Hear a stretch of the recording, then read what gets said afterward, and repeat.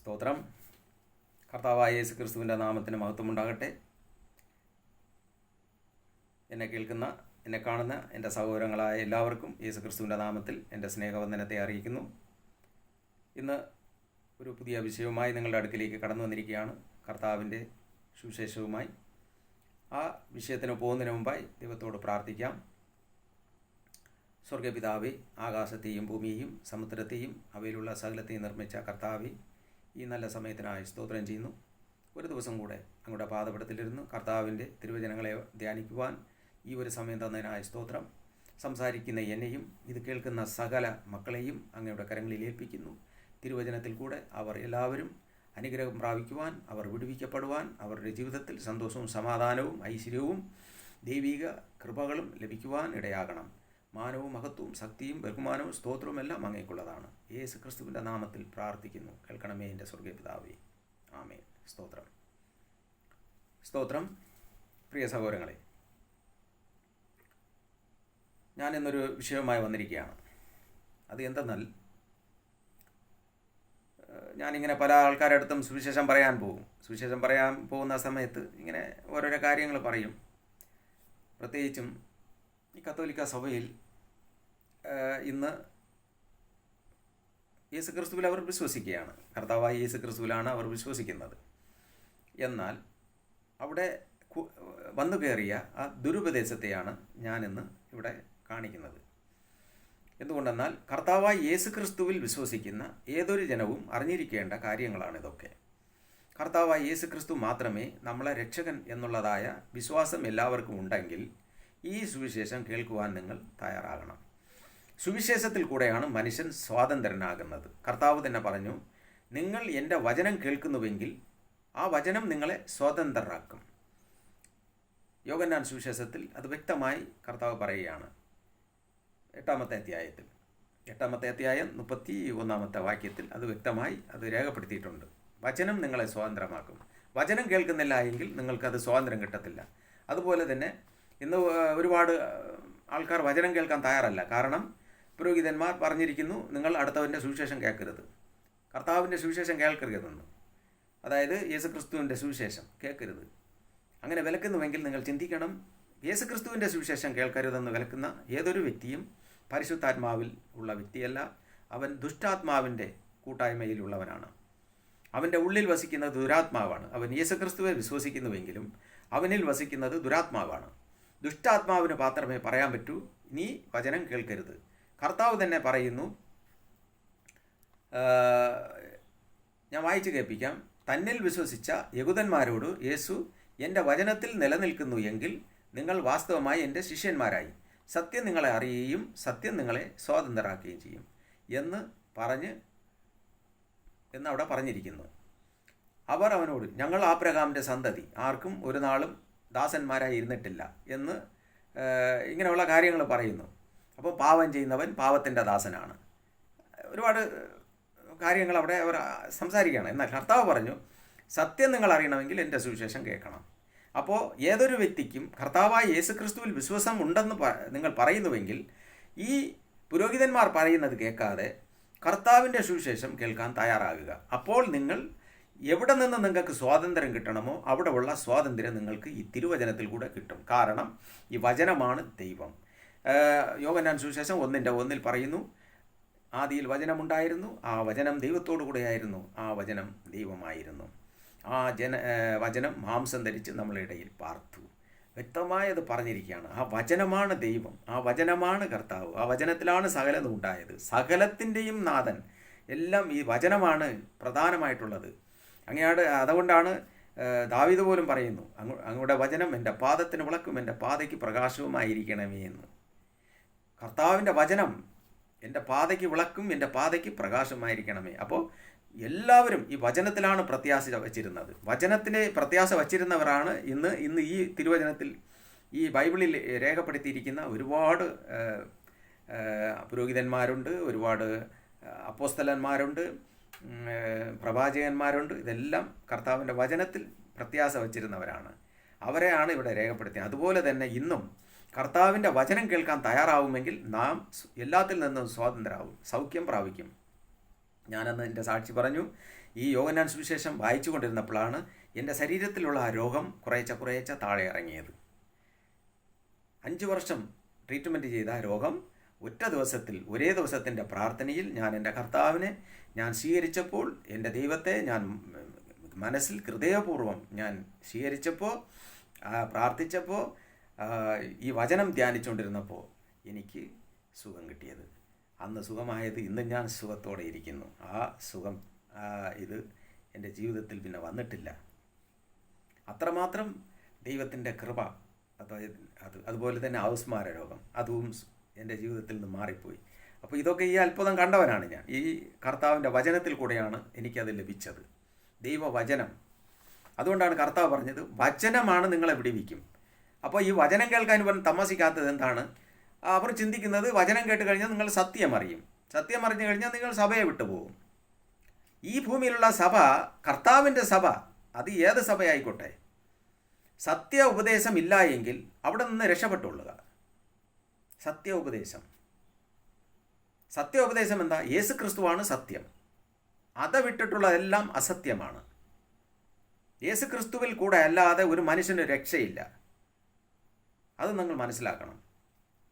അപ്പോൾ ഇവിടെ പറയുന്നത്, എൻ്റെ അടുത്ത് എപ്പോൾ തർക്കിക്കാരൻ പലരും, മറിയത്തോട് പ്രാർത്ഥിച്ചില്ല എങ്കിൽ ദൈവം കേൾക്കത്തില്ല, മറിയെ പ്രാർത്ഥിച്ചാലേ ദൈവം കേൾക്കൂ, നമ്മളെല്ലാവരും അമ്മയുടെ അടുത്തേ പോകാവൂ, അമ്മയുടെ അടുത്ത് പോയാലേ അപ്പം കേൾക്കൂ. ഇങ്ങനെ ഓരോരോ കാര്യങ്ങളൊക്കെ പറഞ്ഞ് മനുഷ്യനെ ദൈവത്തിൽ നിന്ന് അകറ്റി വച്ചിരിക്കുകയാണ്. ദൈവത്തിൽ കിട്ടേണ്ട യഥാർത്ഥ സ്നേഹവും അതുമൊന്നും ഈ മനുഷ്യന് കിട്ടുന്നില്ല. പ്രിയമുള്ള സഹോദരങ്ങളെ, നിങ്ങൾക്ക് യഥാർത്ഥത്തിൽ ദൈവത്തിൻ്റെ വചനം കേട്ട് ദൈവത്തിൽ നിന്ന് എന്തെങ്കിലും ലഭിക്കണമെന്ന് നിങ്ങൾ ആഗ്രഹിക്കുന്നുവെങ്കിൽ തിരുവചനങ്ങളെ കേൾക്കുക. ഞാനിവിടെ ഒരുപാട് കാര്യങ്ങളെ, തിരുവചനത്തിൻ്റെ മർമ്മങ്ങളെ ഒക്കെ ഞാൻ പോസ്റ്റ് ചെയ്തിട്ടുണ്ട്. നിങ്ങൾ സമയം കിട്ടുമ്പോൾ എടുത്ത് നോക്കുക. സമയം കിട്ടുമ്പോൾ നിങ്ങളെടുത്ത് നോക്കുക. ദൈവം നിങ്ങളുടെ ജീവിതത്തിൽ വലിയ അത്ഭുതങ്ങളെ ചെയ്യും. കർത്താവ് ജീവിക്കുന്നു. നമ്മളെ കർത്താവായ യേശു ക്രിസ്തു ജീവിക്കുന്നു. ഇനി വരാണ്ട സമയം അടുത്തുകൊണ്ടിരിക്കുകയാണ്. അവൻ വരും. നമ്മളെല്ലാവരെയും, അതായത് കർത്താവിൽ മരിച്ചവരെ അവൻ എല്ലാവരെയും വിളിച്ച് ഉയർത്തെഴുന്നേറ്റ് കൊണ്ടുപോകും.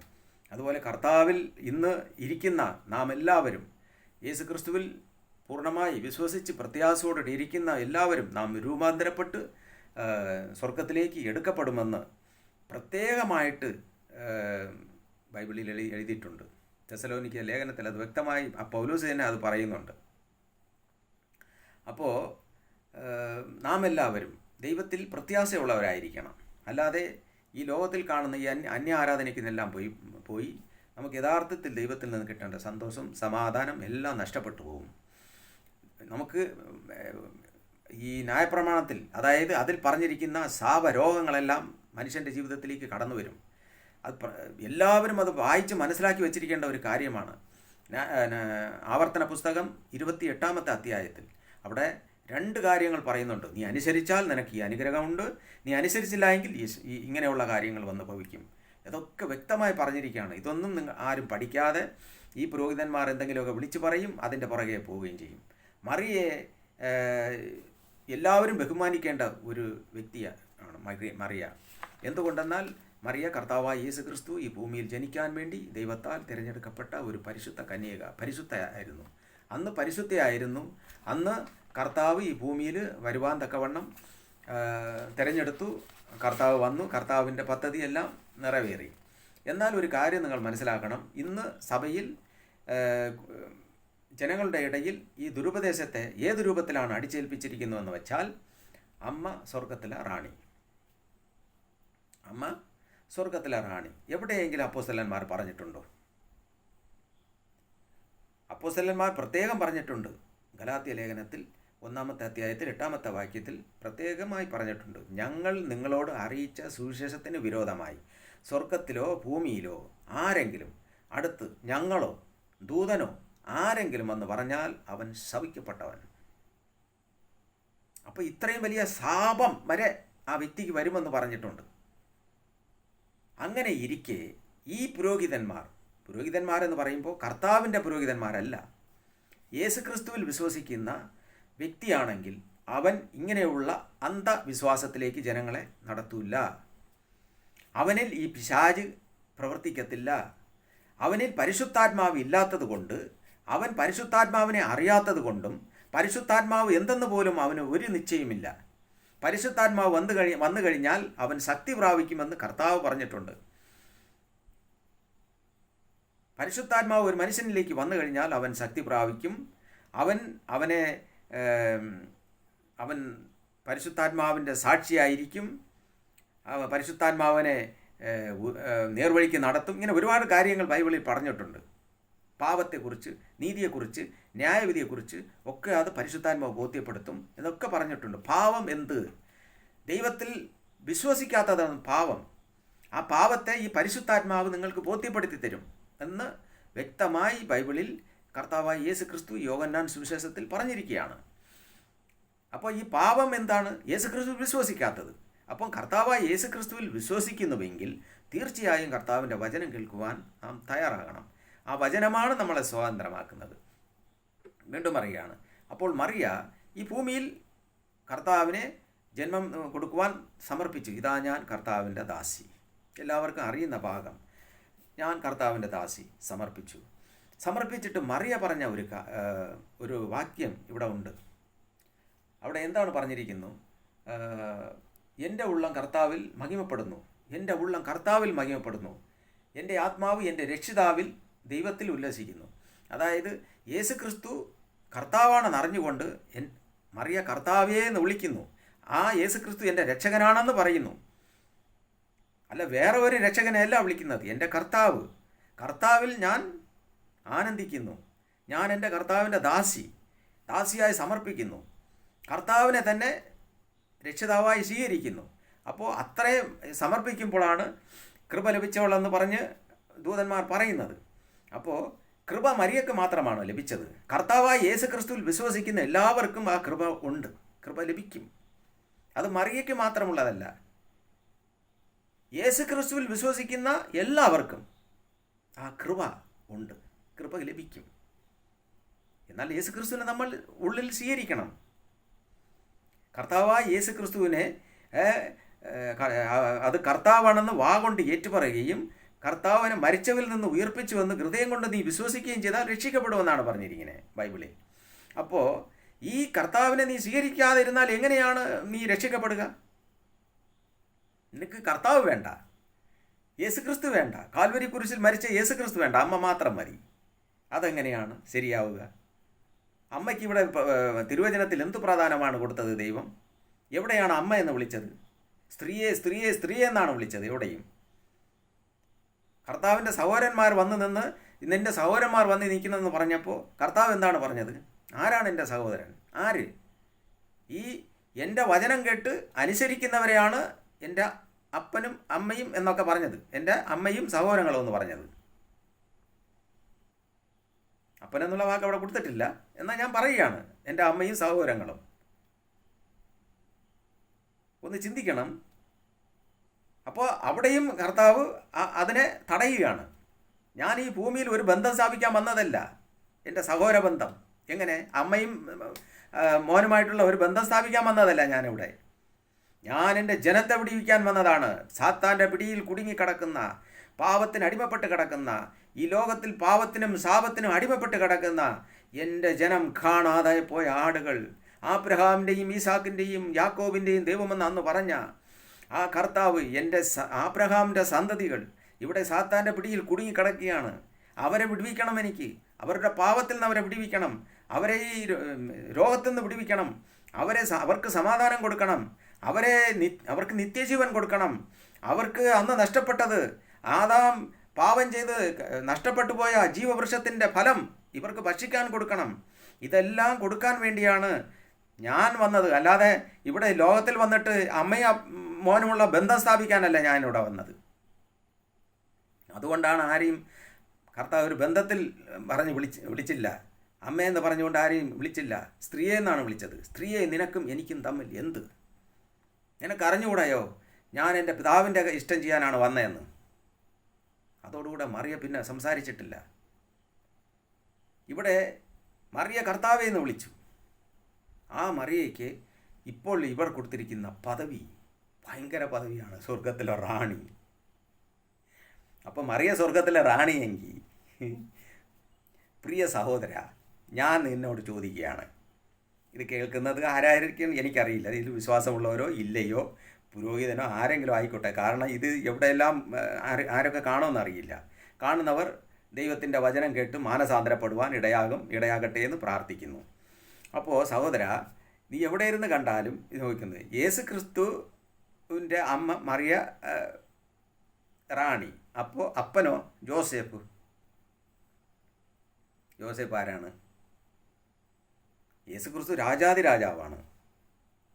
അപ്പോൾ ജോസഫിനൊരു പദവിയില്ലയോ? അപ്പോൾ അപ്പൻ വേറെ ഒരാൾ അവിടെ കാണുമല്ലോ സ്വർഗത്തിൽ. ശരി, അങ്ങേർക്ക് എന്തൊരു പദവി? ഈ ഭൂമിയിൽ മറിയ ജനിക്കുന്നതിന് വേണ്ടി വേറെ ഒരു അപ്പനും അമ്മയും ഉണ്ടല്ലോ, അവർക്കൊരു പദവിയില്ലയോ? എന്തൊക്കെ വിട്ടിത്തനമാണ് നീ വിളിച്ച് പറയണത്? എന്തൊക്കെ വിട്ടിത്തനമാണ്? ആരാണ് പറഞ്ഞത് സുവിശേഷത്തിൽ? നീ പറയുന്ന ഒരു വാക്യം അത് എങ്ങനെയാണ് ജനങ്ങളൊക്കെ മനസ്സിലാക്കി വെച്ചിരിക്കുന്നത് അറിയില്ല. വെളിപ്പാട് പുസ്തകം 12-ാമത്തെ അധ്യായത്തിൽ ഒരു വാക്യം പറയുന്നുണ്ട്. ഒരു സ്ത്രീ, സൂര്യനെ അണിഞ്ഞ ഒരു സ്ത്രീ, ആ സ്ത്രീയെ വെച്ചിട്ടാണ് ഇവർ ഉപമിക്കുന്നത്. വെളിപ്പാട് പുസ്തകം എഴുതിയിരിക്കുന്നത് AD 95. കർത്താവായ യേശു ക്രിസ്തു ഇവിടെ നിന്ന് പോയി 60 വർഷം കഴിഞ്ഞിട്ട് വെളിപ്പാട് കൊടുത്തത്. നടക്കാൻ പോകുന്ന കാര്യം, സഭയ്ക്ക് ഉണ്ടാകാൻ പോകുന്ന ഉപദ്രവം, ആ ഉപദ്രവത്തിനെ കുറിച്ചാണ് അവിടെ പറയുന്നത്. സഭയ്ക്ക് നടക്കാൻ പോകുന്ന ഇതിൻ്റെ യഥാർത്ഥ സത്യം, ജനങ്ങൾ ഇങ്ങനെയൊക്കെ പോവും, ഇങ്ങനെയൊക്കെ അതിനടിമപ്പെട്ടു പോവും. അവിടെ പ്രത്യേകം പറഞ്ഞിരിക്കുകയാണ്, ജീവപുസ്തകത്തിൽ പേരില്ലാത്ത, അതായത് നിത്യജീവന് പോവാൻ പേരില്ലാത്തവർ ഈ അത്ഭുതത്തെ കണ്ട് അമ്പരന്ന് പോവും, വിശ്വസിക്കുമെന്ന്. അതായത് അവരെ പേര് ജീവപുസ്തകത്തിൽ ഇല്ലാത്തവരാണ് ഇതിനെ വിശ്വസിക്കുക, ഇതിൻ്റെ പുറകെ പോകുക, ഈ ഭൂതത്തെ ആരാധിക്കുക. കാരണം അതിൽ കൂടെ ഒരുപാട് പണം സമ്പാദിക്കും, ഒരുപാട് പേർ പണക്കാരരാകും, ഒരുപാട് പേർ പ്രഭുക്കന്മാരായിത്തീരും. വെളിപ്പാട് പുസ്തകം 18-ാമത്തെ അധ്യായത്തിൽ അതിനെക്കുറിച്ച് പറയുന്നുണ്ട്. ഇതിൻ്റെ അർത്ഥം, സ്ത്രീയുടെ അർത്ഥം 17-ന്റെ അവസാനത്തിൽ പറയുന്നു. ഇതൊരു രാജ്യത്തെക്കുറിച്ച് പറയുന്നു. സ്ത്രീ എന്ന് പറയുന്നത് അതൊരു മഹാനഗരമെന്നാണ് പറഞ്ഞിരിക്കുന്നത്. ഇങ്ങനെ നിഗൂഢ കാര്യങ്ങളാണത്. മഹാനഗരം, സഭയ്ക്ക് വരാൻ പോകുന്ന ഉപദ്രവത്തെക്കുറിച്ച് പരിശുദ്ധാത്മാവ് നേരത്തെ മുൻകൂട്ടി അറിയിച്ചു. എന്നാൽ ഇതിൽ കൂടെ ജനങ്ങളെ വഞ്ചിച്ച് പിശാചി ഇങ്ങനെ മുതലെടുക്കുമെന്ന് 18-ാമത്തെ വാക്യത്തിൽ പറയുകയാണ്. 18-ാമത്തെ അധ്യായത്തിൽ എടുത്ത് വായിക്കുക. അതിൽ കൂടെ ഒരുപാട് പേർ സമ്പന്നന്മാരായിത്തീരും. അതുപോലെ ആയില്ലയോ ഇപ്പോൾ? അവിടെ പെരുന്നാളെന്ന് വെച്ചാൽ ഉടനെ ഇവിടുന്ന് സ്പെഷ്യൽ ബസ്സൊക്കെ വിടുന്നില്ലയോ? കിരീടം വെച്ച അമ്മയല്ലേ പിടിച്ചിരുത്തിയിരിക്കുന്നത് കളങ്കണ്ണിയിൽ. അത് കാണുവാൻ പോകാൻ ഇന്ന് ആൾക്കാരൊക്കെ എങ്ങനെയാണ് പോണത്? അവിടെ അത്ഭുതം നടക്കുമെന്ന് പോയിട്ട് ചിലർ പോയി മുട്ടയടിക്കുന്നു, ചിലർ പോയി വേറെ എന്തെങ്കിലും ചെയ്യുന്നു, ചിലർ പോയി ഉരുളുന്നു, ചിലർ പോയി വേറെ ഇങ്ങനെയൊക്കെ ഒരുപാട് കാര്യങ്ങൾ ചെയ്യുന്നു വരുന്നു. ഇവരും ക്രിസ്ത്യാനികളാണ്. ക്രിസ്ത്യാനികൾ ഇവർ യഥാർത്ഥ ക്രിസ്ത്യാനികൾ ആരാണ്? ക്രിസ്തുവിൻ്റെ അനുയായികൾ. അതായത് ക്രിസ്തുവിൻ്റെ സുവിശേഷം കേട്ട് ക്രിസ്തുവിൽ ചേർന്ന് ജീവിക്കുന്നവർ, മാനസാന്തരത്തോടുകൂടെ ജീവിക്കുന്നവർ, മാനസാന്തരപ്പെട്ട് ക്രിസ്തുവിനോടുകൂടെ ചേരുന്നവരാണ് ക്രിസ്ത്യാനികൾ. മാനസാന്തരവുമില്ലാതെ നീ ആ കാണുന്ന അന്യ ദൈവങ്ങളെ ആരാധിച്ച് ലോകത്തിൽ ഉള്ള ദൈവങ്ങളുടെ അടുത്ത് പോയൊക്കെ മുട്ടുമടക്കി ഉരുണ്ട് നീ നേർച്ചയും കഴിച്ച് കാണുന്ന വിഗ്രഹത്തിൻ്റെ മുമ്പിൽ ചെന്ന് തിരിയും കൊളുത്തി അവിടെ ചെന്ന് അമ്മയെ അപ്പ എന്ന് വിളിച്ചിട്ട് നീ നടന്നാൽ എവിടെ കൂടെ നീ ക്രിസ്ത്യാനി എന്ന് പറയും? ക്രിസ്തുവിൻ്റെ അനുയായി എന്ന്. യേശു ക്രിസ്തുവിൻ്റെ നാമത്തെ നീ അപമാനിക്കുകയല്ലേ? കർത്താവായ യേശു ക്രിസ്തു കാൽവരി കുരിശിൽ ചിന്തിയ രക്തത്തിന് വിരോധമായി നീ നടക്കുകയല്ലേ? കുറച്ചെങ്കിലും ചിന്തിക്കുന്നോ നീ?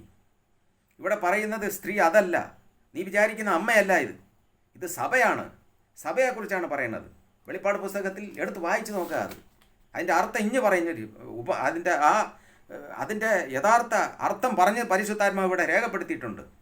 17-ാമത്തെ അധ്യായം എടുത്ത് വായിച്ചു നോക്കുക. ലാസ്റ്റിൽ നീ കണ്ട സ്ത്രീയോ ഭൂരാജാക്കന്മാരുടെ മേൽ രാജത്വമുള്ള മഹാനഗരം.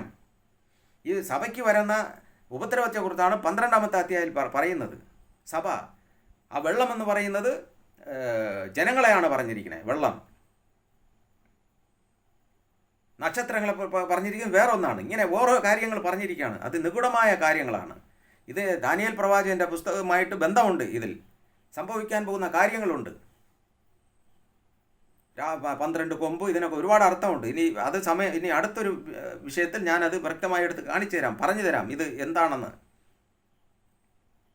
അപ്പോൾ അതിൻ്റെ താഴെ പറയുന്നുണ്ട് 18-ാമത്തെ അധ്യായത്തിൽ, ദുർഭൂതങ്ങളുടെ പാർപ്പിടവും സകല അശുദ്ധ ആത്മാക്കളുടെയും തടവും അശുദ്ധിയും അറപ്പുമുള്ള സകല പക്ഷികളുടെയും തടവുമായി തീർന്നു. അവളുടെ വേശ്യാവൃത്തിയുടെ ക്രോധമത്യം സകല ജാതികളും കുടിച്ചു.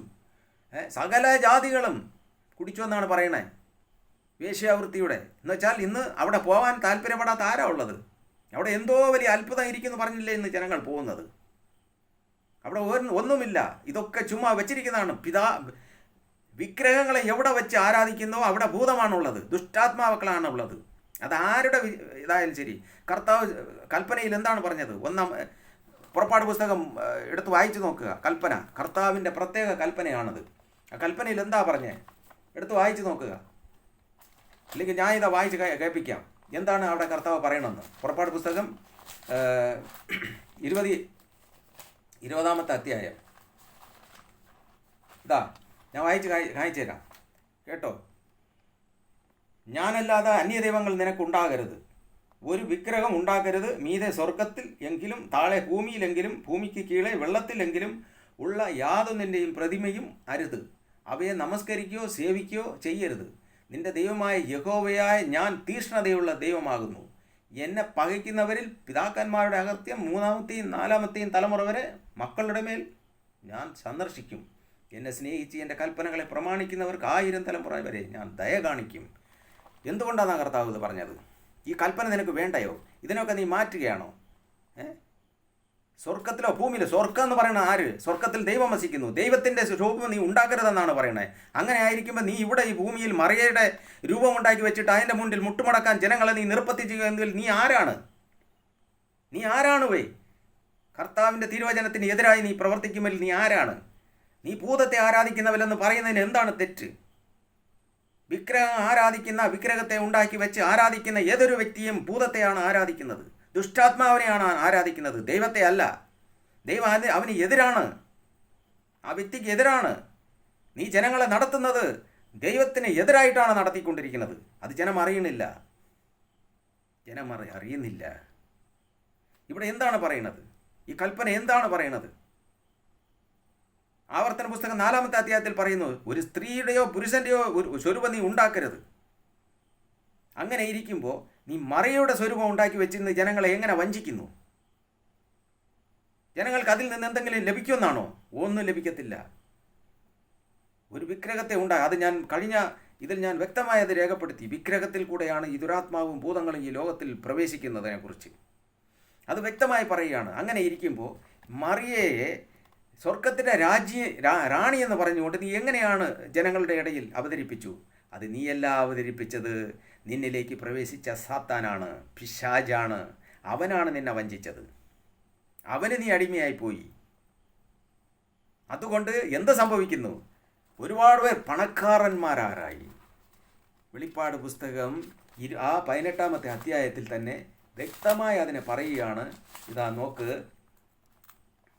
സകല ജാതികളും കുടിച്ചു. ഭൂമിയിലെ രാജാക്കന്മാർ അവളോട് വേശ്യാസംഗം ചെയ്യുകയും ഭൂമിയിലെ വ്യാപാരികൾ അവളുടെ പിളപ്പിൻ്റെ ആധിക്യത്താൽ സമ്പന്നരാകുകയും ചെയ്തു.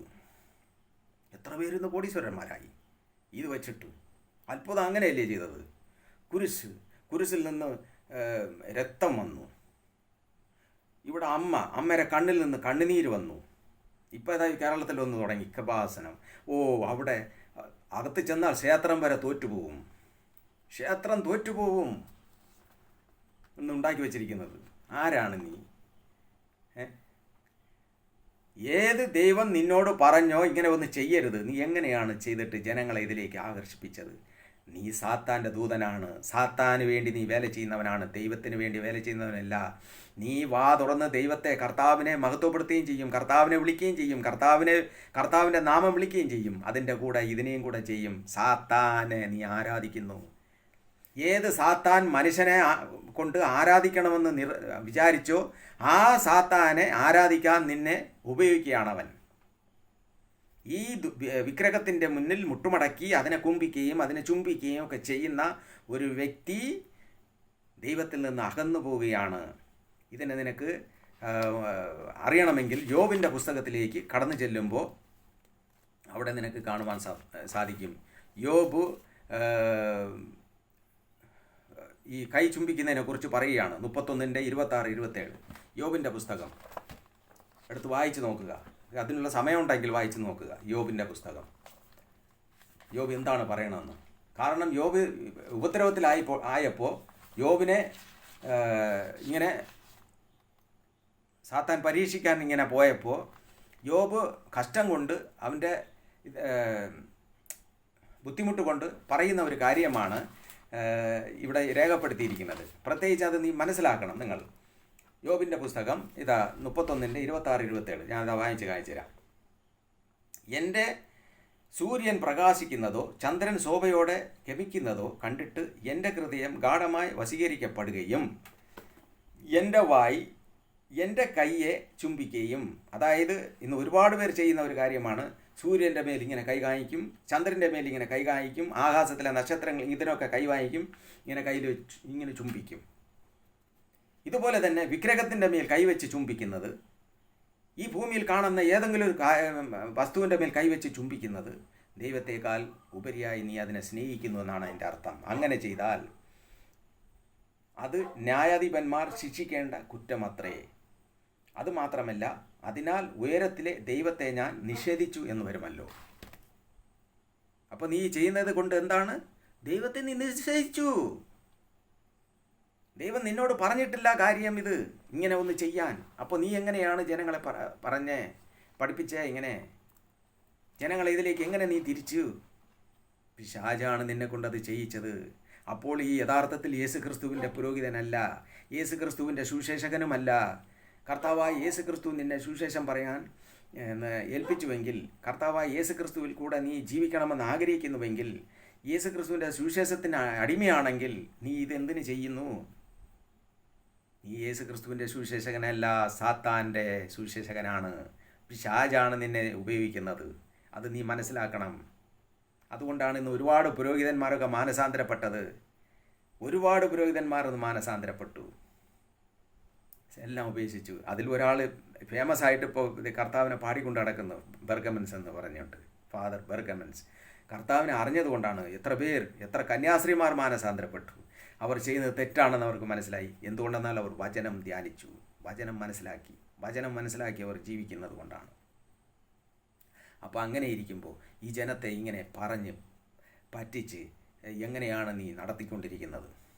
മരിച്ചവരോട് പ്രാർത്ഥിക്കുക, എങ്ങനെയാണ് നീ അത് ചെയ്യിക്കുന്നത്? ഈ ഭൂമിയിൽ മരിച്ചവർ ആർക്കും നമ്മളെ സഹായിക്കാൻ പറ്റത്തില്ല എന്ന് സുവിശേഷത്തിൽ വ്യക്തമായി പറയുന്നു. ആബ്രഹാം പിതാവിൻ്റെ ആ ഒരു ചരിത്രത്തിൽ തന്നെ ഇവിടെ വ്യക്തമായി പറയുകയാണ്, ഉപമ പറഞ്ഞുകൊണ്ട് കർത്താവ്. ഒരു ധനവാൻ, ഒരു ദരിദ്രൻ, രണ്ടുപേരും മരിച്ചു പോയിട്ട് ധനവാൻ പോകുന്ന പാതാളത്തിൽ ദരിദ്രൻ ആബ്രഹാം പിതാവിൻ്റെ മടിയിൽ പോയി. ധനവാൻ താഴെ കിടന്നുകൊണ്ട് വിളിച്ചു, ആബ്രഹാം പിതാവേ, ആ ലാസറിൻ്റെ വിരലിൽ നിന്ന് ഒരു തുള്ളി വെള്ളം തൊട്ട് എൻ്റെ നാവൻ നനയ്ക്കണമേ എന്ന്. അപ്പോൾ ആബ്രഹാം പിതാവ് പറയുകയാണ്, മകനെ, നീ ജീവിച്ചിരുന്നപ്പോൾ ഒരുപാട് സുഖം അനുഭവിച്ചു, ലാസറോ ഒരുപാട് കഷ്ടം അനുഭവിച്ചു. എന്നാൽ അവൻ ഇന്ന് സുഖം അനുഭവിക്കുകയാണ്. അവൻ നിത്യസുഖമാണ് അനുഭവിക്കുന്നത്. നീ താൽക്കാലിക സുഖത്തിന് വേണ്ടി നീ ദൈവത്തെ ഉപേക്ഷിച്ചവനാണ്. നല്ലത് ചെയ്തില്ല. നിന്റെ പടിവാതിൽ കടന്ന ലാസറാണ് അവൻ. എന്നാൽ നീ ഭൂമിയിലായിരുന്നപ്പോൾ നീ താൽക്കാലിക സുഖത്തിന് വേണ്ടി ദൈവത്തെ നീ ഉപേക്ഷിച്ചു. ഇന്ന് നീ വ്യാധന അനുഭവിക്കുന്നു. ഇവനോ കഷ്ടം അനുഭവിച്ചു. എന്നാൽ അവനിതാ എന്നേക്കും സന്തോഷിക്കുകയാണ് എൻ്റെ മടിയിലിരുന്നു കൊണ്ട്, എൻ്റെ മടിയിൽ. അപ്പോഴാണ് ധനവാൻ പറയുന്നത്, എന്നാൽ പിതാവേ, അവനെ എൻ്റെ സഹോദരങ്ങളുടെ അടുക്കൽ അയക്കണം. എനിക്കിന്നുമുണ്ട് സഹോദരങ്ങൾ, അവർ ആരും ഇവിടെ വരരുത്. അപ്പോൾ ഈ ആബ്രഹാം പിതാവ് പറഞ്ഞ എന്താണ്? മരിച്ചവർ ഇവിടെ നിന്ന് പോയാലും അവൻ വിശ്വസിക്കില്ല. ഇവിടെ നിന്ന് ആർക്കും അങ്ങോട്ട് പോകാനും പറ്റില്ല, അവിടെ നിന്ന് ആർക്കും ഇങ്ങോട്ട് വരാനും പറ്റില്ല. അവർ മരിച്ച് ഈ ഭൂമിയിൽ നല്ലത് ചെയ്ത് മരിച്ച്, അതായത് നിദ്രയിൽ വന്നാൽ മാത്രമേ ഇവിടെ വരാൻ പറ്റൂ. അതൊക്കെയാണ് അതിൻ്റെ അർത്ഥം. അങ്ങനെ ഇരിക്കുമ്പോൾ ഒരാൾക്ക് നമ്മളെ സഹായിക്കാൻ പറ്റില്ല മരിച്ചവർ. അങ്ങനെ ഇരിക്കുമ്പോൾ നീ എങ്ങനെയാണ് ജനങ്ങളെ പഠിപ്പിക്കുന്നത്? മരിച്ചവരും മൗനയിതരായവരും ആരും ദൈവത്തെ സ്തുതിക്കുന്നില്ല എന്ന് സങ്കീർത്തനം 115:17 പറയുന്നു. വ്യക്തമായി പറയുകയാണ്. അങ്ങനെ ഇരിക്കുമ്പോൾ ഇവരെങ്ങനെയാണ് നിന്നെ സഹായിക്കുക, അല്ലെങ്കിൽ നമ്മളെ സഹായിക്കുക? കഷ്ടമായി പോയി. ഞാനന്ന് എടുത്തുകൊണ്ട് ചുട്ടുകളഞ്ഞപ്പോഴാണ് എന്നിൽ നിന്നുള്ള ഒരു ചോടങ്ങും നീങ്ങിപ്പോയത്. ഞാൻ പിശാചിനെയല്ലയോ ഇത്ര ദിവസം ചുമന്നുകൊണ്ട് നടന്നെന്ന് എനിക്ക് ദൈവം വെളിപ്പെടുത്തി തന്നപ്പോൾ. സാത്താനാണ് പ്രിയമുള്ളവരെ, കേൾക്കുന്ന എല്ലാവരും മനസ്സിലാക്കിക്കൊള്ളുക. പിശാചാണിത്. സാത്താൻ്റെ മന്ത്രമാണ്. ജപമാല എന്ന് പറയുന്നത് ആഭിചാരമാണ്. നീ ആഭിചാരം ചെയ്താൽ ആഭിചാരം ചെയ്തവൻ ഒരുത്തനും സ്വർഗരാജ്യത്തിൽ പോകത്തില്ല. അവൻ പാതാളത്തിൻ്റെ ഇരയാണ്. ആഭിചാരമാണിത്. ഏതൊരു വ്യക്തി ഈ ഭൂമിയിൽ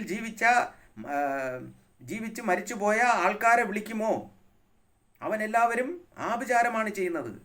മറിയ ഇവിടെ ജീവിച്ചു പോയ ഒരു വിശുദ്ധ ആണ്. അതിപ്പോൾ സ്വർഗത്തിൽ, ഏതായാലും സ്വർഗത്തിലല്ല, ഈ പർദീസയിൽ കാണും എന്ന് നമുക്ക് വിശ്വസിക്കാം. കാരണം എവിടെ പോയെന്നുള്ള കാര്യമൊന്നും ഇവിടെ പറഞ്ഞിട്ടില്ല. മറ്റുള്ളവർ പഠിപ്പിക്കുന്നുണ്ട് അവർ സ്വർഗാരോഹണം ചെയ്തെന്ന്. എവിടെ ഏത് ബൈബിൾ നോക്കിയാണെന്ന് എനിക്കറിയില്ല. അവിടെ ബൈബിളിലൊന്നും ഇല്ല. ചുമ്മാ അങ്ങ് പറഞ്ഞു പരത്തുകയാണ് അവർ സ്വർഗാരോഹണം ചെയ്തെന്ന്. സ്വർഗാരോഹണം ചെയ്തെങ്കിൽ ഈ പരിശുദ്ധാത്മാവിന് വേണ്ടി കാത്തിരുന്നത് എപ്പോഴാണ്? അപ്പോസ്തല പ്രവൃത്തിയിൽ 1-ാമത്തെ അധ്യായത്തിൽ അത് വ്യക്തമായി പറയുന്നുണ്ട്. അപ്പോസ്തലന്മാർ ഒരുമിച്ച് കൂടി ഒരിടത്തിരുന്നു, ആ കൂട്ടത്തിൽ മറിയ ഉണ്ടായിരുന്നു എന്ന് വ്യക്തമായിട്ട് അവിടെ പറയുകയാണ്. അപ്പോസ്തല പ്രവൃത്തി 1-ാമത്തെ അധ്യായത്തിൽ എടുത്ത് വായിച്ചു നോക്കുക. വായിക്കാൻ സമയമുണ്ടെങ്കിൽ വായിച്ചു നോക്കുക. അപ്പോസ്തല പ്രവൃത്തി 1-ാമത്തെ അധ്യായത്തിൽ അത് വ്യക്തമായി പറയുന്നു. അങ്ങനെ ഇരിക്കുമ്പോൾ എങ്ങനെയാണ് നീ അത് ജനങ്ങളെ പഠിപ്പിക്കുന്നതാ? ഞാൻ വായിച്ച് കേൾപ്പിക്കാം. കയറിപ്പോയി. പത്രോസ്, യോഹന്നാൻ, യാക്കോബ്, അന്ത്രേയാസ്, ഇങ്ങനെ ശിഷ്യന്മാരുടെ പേര് പറഞ്ഞു. സ്ത്രീകളോടും യേശുവിൻ്റെ അമ്മയായ മറിയോടും അവൻ്റെ സഹോദരന്മാരോട് കൂടെ ഒരുമനപ്പെട്ട് പ്രാർത്ഥന കഴിച്ചു പോന്നു. കണ്ടോ? മറിയ സ്വർഗാരോഹണം ചെയ്തെങ്കിൽ ഇവിടെ എന്തിനാ പ്രാർത്ഥിക്കാൻ വന്നേ? സ്വർഗത്തിൽ നിന്ന് ഇറങ്ങി ഇവിടെ വന്ന് പ്രാർത്ഥിക്കായിരുന്നോ?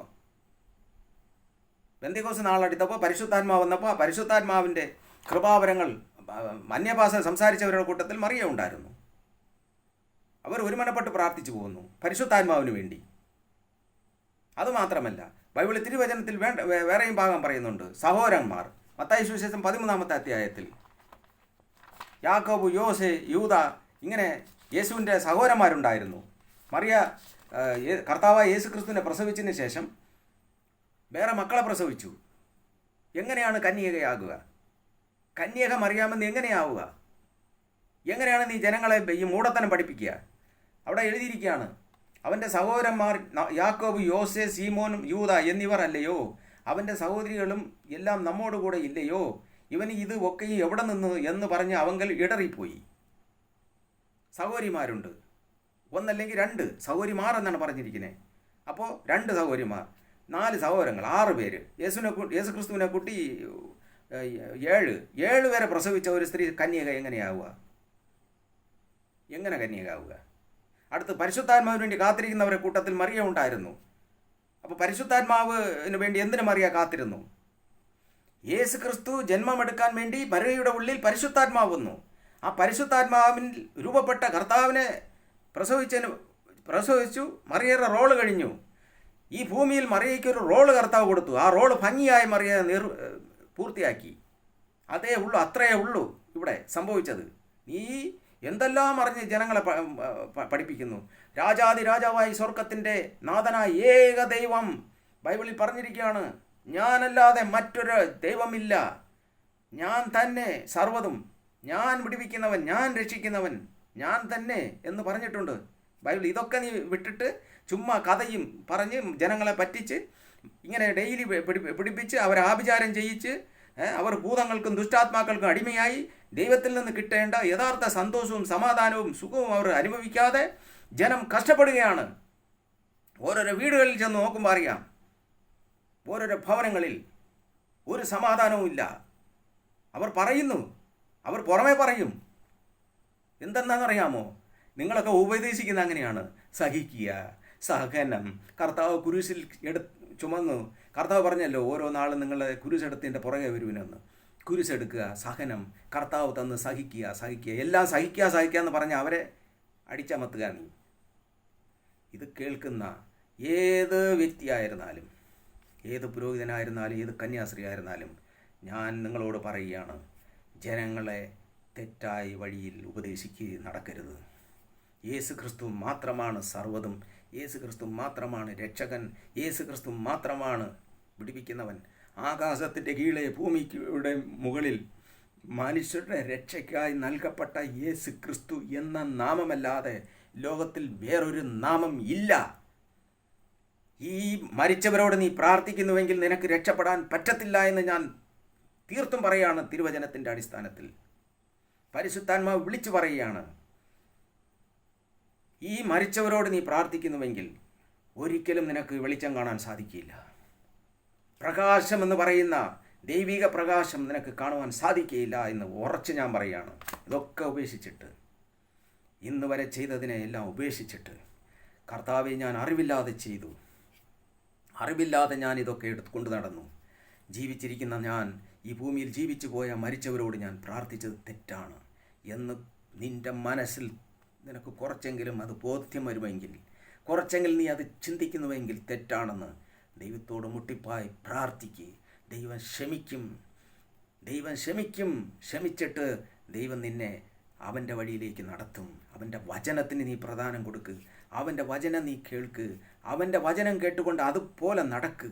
മാനസാന്തരം എന്ന് പറയുന്നത് നിൻ്റെ ജീവിതത്തിൽ ഉണ്ടാകണം. നിൻ്റെ ജീവിതത്തിൽ സ്നേഹമെന്നുള്ളത് വസിക്കണം. എങ്കിലേ അവൻ നമ്മളിൽ വസിക്കൂ. ദൈവത്തിൻ്റെ ആലയം നമ്മളാണ്. നമുക്കും ദൈവത്തിനും മധ്യസ്ഥനായ ഒരേ ഒരു ആളെയുള്ള ഭൂമിയിൽ യേശു ക്രിസ്തു. വേറെ ഒരു മധ്യസ്ഥതയും ഇല്ല. ഇവിടെ വേറെ ഒരു മധ്യസ്ഥതയും ഇല്ല. ഇവർ തെറ്റായി ഉപദേശിക്കുകയാണ് മനുഷ്യരെ. എങ്ങനെ കന്യകയാവും? 6 പേരെ പ്രസവിച്ച സ്ത്രീ എങ്ങനെ കന്യകയാവും? എത്ര പരിശുദ്ധമായ ഒരു സ്ത്രീയാണ് മറിയ. ഇപ്പോൾ അവിടെ ഇരുന്നു കൊണ്ട് ഇവർ പറയുന്നതൊക്കെ കേൾക്കണമെങ്കിൽ പറയുമായിരിക്കും, ഇത്രയും മൂഢത കാണിക്കുന്ന ജനമേ എന്ന് പറഞ്ഞുകൊണ്ട് ചിന്തിക്കുകയായിരിക്കും. എന്നാൽ മറിയയ്ക്കും നമ്മളെ സഹായിക്കാൻ പറ്റത്തില്ല. പ്രിയ സഹോദരങ്ങളെ, മറിയയ്ക്കും നമ്മളെ സഹായിക്കാൻ പറ്റത്തില്ല. കാരണം സഹായിക്കാനും രക്ഷിക്കാനും വിടുവിക്കാനും നമ്മളെ സൗഖ്യമാക്കാനും ഏകദൈവമായ കർത്താവായ യേശു ക്രിസ്തു മാത്രമേ ഉള്ളൂ. യഥാർത്ഥമായ കർത്താവിൽ നിന്നുള്ള സുഖവും, കർത്താവിൽ നിന്നുള്ള സന്തോഷവും, കർത്താവിൽ നിന്നുള്ള സമാധാനവും നിങ്ങൾക്കെല്ലാവർക്കും വേണമെങ്കിൽ ഈ അന്ധവിശ്വാസങ്ങളെ ഉപേക്ഷിക്കുക. ഈ അന്ധവിശ്വാസങ്ങളെല്ലാം ഉപേക്ഷിച്ചുകൊണ്ട് ഇവർ പഠിപ്പിക്കുന്ന ഈ തെറ്റായ ഉപദേശങ്ങളിൽ നിന്നെല്ലാം പിന്തിരിഞ്ഞ് ഏകദൈവമായ കർത്താവിനെ മാത്രം മുറുകെ പിടിച്ചുകൊണ്ട് മുമ്പോട്ട് പോകുക. അങ്ങനെ ദൈവം നിങ്ങളുടെ ജീവിതത്തിൽ വലിയ അത്ഭുതം ചെയ്യും. ഇവർ കാണിക്കുന്ന ഈ കാര്യം അവരുടെ നേട്ടത്തിനാണ് വച്ചിരിക്കുന്നത്. അവർക്ക് പണം സമ്പാദിക്കാനാണ്, അവരിൽ കൂടെ പണം സമ്പാദിക്കാനാണ് ജനങ്ങൾ ഇതുണ്ടാക്കി വച്ചിരിക്കുന്നത്. അല്ലാതെ ജനങ്ങളുടെ രക്ഷയ്ക്കല്ല. സാത്താൻ ഇവരുടെ കണ്ണ് കെട്ടിയിരിക്കുകയാണ്. സാത്താനാണ് ഇതിൻ്റെ ലീഡർ. ഇതിൻ്റെ ദൈവം സാത്താനാണ്. ഈ നടത്തുന്ന ഇതിൻ്റെ എല്ലാം കഥാനായകൻ സാത്താനാണ്, ദൈവമല്ല. ദൈവം അവിടെ ഒന്നുമില്ല. വെറുതെ അവിടെ പോയി നിങ്ങളെ സമയം വേസ്റ്റ് ആക്കരുത്, സമയത്തെ ചിലവാക്കരുത്. ആ പൈസ ഉണ്ടെങ്കിൽ അവിടെ കൊണ്ട് പോയി ചിലവാക്കുന്ന ആ പൈസ നീ ചിലവാക്കുമെങ്കിൽ ഒന്നും ഒരു ഉടുതുണിക്ക് മറുതുണിയില്ലാതെ കിടക്കുന്ന പാവങ്ങൾക്ക് കൊടുത്തിട്ട് ദൈവത്തെ വിളിച്ചു നോക്ക്. അതിൽ നിനക്ക് അനുഗ്രഹം കിട്ടും. അല്ലാതെ നീ ദൈവത്തെയും വിളിക്കും, അവിടെയും പോവും. ഈ രണ്ടിടത്തും പോയാൽ ഒരിക്കലും ദൈവത്തിൻ്റെ സ്നേഹം നിനക്ക് അനുഭവിക്കാൻ പറ്റില്ല, ദൈവത്തിൻ്റെ കൃപ കിട്ടില്ല. നീ ഭൂമിയിൽ ജനിക്കുമ്പോൾ തന്നെ, നമ്മൾ ഭൂമിയിൽ ജനിക്കുമ്പോൾ തന്നെ നമുക്ക് ആവശ്യമുള്ളതെല്ലാം ദൈവം ഒരുക്കിയിട്ടാണ് ഇവിടെ ഭൂമിയിൽ നമ്മളെ കൊണ്ടുവരണത്. എന്നാൽ നമ്മളുടെ ഉള്ളിലുള്ള ആഗ്രഹമാണ് നമ്മളെ അവിടെയും ഇവിടെയൊക്കെ കൊണ്ടുപോകുന്നത്. ഇവിടെ ഈ കാര്യങ്ങൾക്കൊക്കെ അവിടെ പോയാൽ കൊള്ളാം, അവിടെ പോയി തിരി കൊളുത്തിയാൽ കൊള്ളാം, അങ്ങ് പോയി ഉരുണ്ടാ കൊള്ളാം, അവിടെ പോയി മുട്ടയടിച്ചാൽ കൊള്ളാം, ഇങ്ങനെയൊക്കെ കാണുന്നിടത്തൊക്കെ പോയിട്ട് യഥാർത്ഥ ദൈവത്തിൻ്റെ സ്നേഹത്തിൽ നിന്ന് നമ്മൾ അകന്നു പോവുകയാണ്. യഥാർത്ഥ ദൈവത്തിൻ്റെ സ്നേഹത്തിൽ നിന്ന് നമ്മൾ അകന്നു പോവുകയാണ്. ദൈവസ്നേഹത്തിൽ വസിക്കുന്നവരായി മാറണം. അതാണ് സുവിശേഷം എന്ന് പറയുന്നത്. പ്രിയമുള്ള സഹോദരങ്ങളെ, ദൈവത്തിൻ്റെ സ്നേഹം അത് നമ്മൾ അനുഭവിക്കണം. അത് തരുവാൻ കർത്താവ് തയ്യാറാണ്. അല്ലാതെ ഇന്ന് ഒരു ആൾക്കാരൊക്കെ പറയും, നീ എവിടെ വേണമെങ്കിലും പോ, എവിടെയെങ്കിലും പോ, ഇവിടെയും വാ, ഇവിടെയും കൊണ്ടെത്താ. അതല്ല സുവിശേഷം. ഏകദൈവമായ കർത്താവിനെ മാത്രം വിശ്വസിക്കുന്നതാണ്. അവൻ്റെ കൃപ അനുഭവിക്കാൻ തയ്യാറാവണം. അപ്പോഴാണ് ഈ ഭൂമിയിൽ നമുക്ക് യഥാർത്ഥ ദൈവത്തിൻ്റെ സന്തോഷവും സമാധാനവും സുഖവും അനുഭവിക്കാൻ കഴിയുക. അതുകൊണ്ട് പ്രിയ സഹോദരങ്ങളെ, ഇന്ന് ഞാൻ നിങ്ങളുടെ അടുക്കിലേക്ക് കടന്നു വന്ന് ഈ ഒരു കാര്യം ഞാൻ നിങ്ങളെ അറിയിച്ചത് പരിശുദ്ധാത്മാവ് എനിക്ക് വ്യക്തമായി പറയാൻ വെളിപ്പെടുത്തി തന്നതുകൊണ്ടാണ്. ജനം ഇരുട്ടിലാണ്. ഈ കാണുന്ന പുരോഹിതന്മാർ, ഇതിനെയൊക്കെ നിങ്ങളുടെ മുമ്പിൽ കൊണ്ടുവരുന്ന പുരോഹിതന്മാർ, ഇതൊന്നും യഥാർത്ഥ ദൈവത്തിൻ്റെ ആത്മാവിൽ വരുന്നവരല്ല. സാത്താൻ്റെ ആത്മാവാണ് ഇവരിൽ ഉള്ളത്. സാത്താനാണ് ഇവരെ കൊണ്ട് നടക്കുന്നത്. അവർ യേശു ക്രിസ്തുവെ വിശ്വസിക്കുന്നു എന്നും യേശു ക്രിസ്തുവിനെ വിളിക്കുന്നു എന്നും നമ്മൾ കാണുന്നതേ ഉള്ളൂ. എന്നാൽ ഇവർ ചെയ്യുന്ന ഈ മ്ലേച്ഛത, ഈ മരിച്ചവരോടുള്ള പ്രാർത്ഥന, ഇങ്ങനെയുള്ള ഇത് ചെയ്യുമ്പോൾ ഇത് ആഭിചാരമാണ്. ഈ ജപമാല പറയുന്നത് ആഭിചാരമാണ്. വീണ്ടും വീണ്ടും പറയാണ്. ഇതിൽ കൂടെ വരുന്നത് ദുഷ്ടാത്മാക്കളും ഭൂതങ്ങളുമാണ്. ഇത് നിങ്ങൾ വിശ്വസിക്കുന്നുവെങ്കിൽ യഥാർത്ഥ സുഖവും സന്തോഷവും സമാധാനവും കർത്താവിൽ നിന്ന് ലഭിക്കത്തില്ല എന്ന് വീണ്ടും വീണ്ടും പറഞ്ഞുകൊണ്ട് ഞാനിന്ന് ഈ വാക്കുകളെ നിർത്തുന്നു. അടുത്ത ദിവസം വേറൊരു വിഷയവുമായി നിങ്ങളുടെ അടുക്കിലേക്ക് കടന്നു വരാം. ഈ അന്ധവിശ്വാസത്തിൽ നിന്ന് എല്ലാവരും രക്ഷിക്കപ്പെടുവാൻ ദൈവം നിങ്ങളെ സഹായിക്കട്ടെ. ഈ സുവിശേഷം നിങ്ങൾക്ക് സത്യമെന്ന് മനസ്സിലായാൽ, സത്യമെന്ന് തോന്നിയാൽ അടുത്തവർക്കും അത് കേൾപ്പിക്കുക. നിങ്ങൾ ഏതെങ്കിലും പുരോഹിതന്മാരുടെ അടുക്കൽ പോകണമെങ്കിൽ അവരെ കേൾപ്പിക്കുക. ഏതെങ്കിലും കന്യാസ്ത്രീയുടെ അടുക്കൽ അവരെയും കേൾപ്പിക്കുക. ഇവർ തിരിച്ചറിയട്ടെ, സത്യമെന്തെന്നവർ മനസ്സിലാക്കട്ടെ.